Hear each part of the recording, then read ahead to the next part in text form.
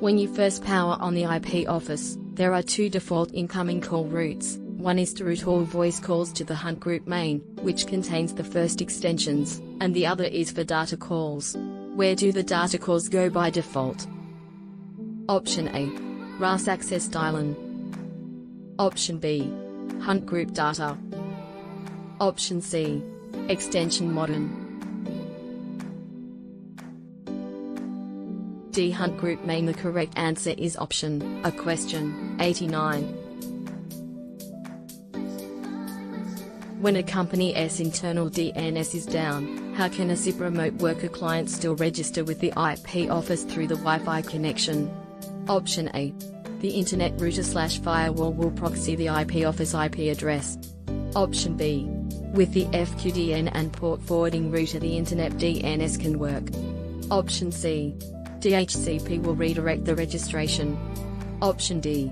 The client must use the cellular network.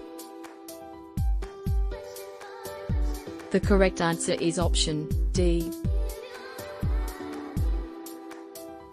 Time profiles can be used to automate a customer out-of-hours setting.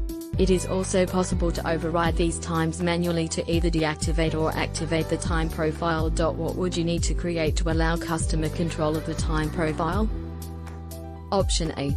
Directory number. Option B. Hunt Group. Option C. Short code. Option D. Time profile. The correct answer is option C.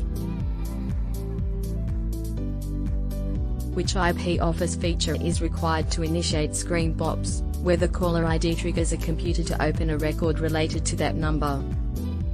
Option A. IMAP. Option B. Tape Link Lite. Option C. UMS. Option D. Outlook plugin.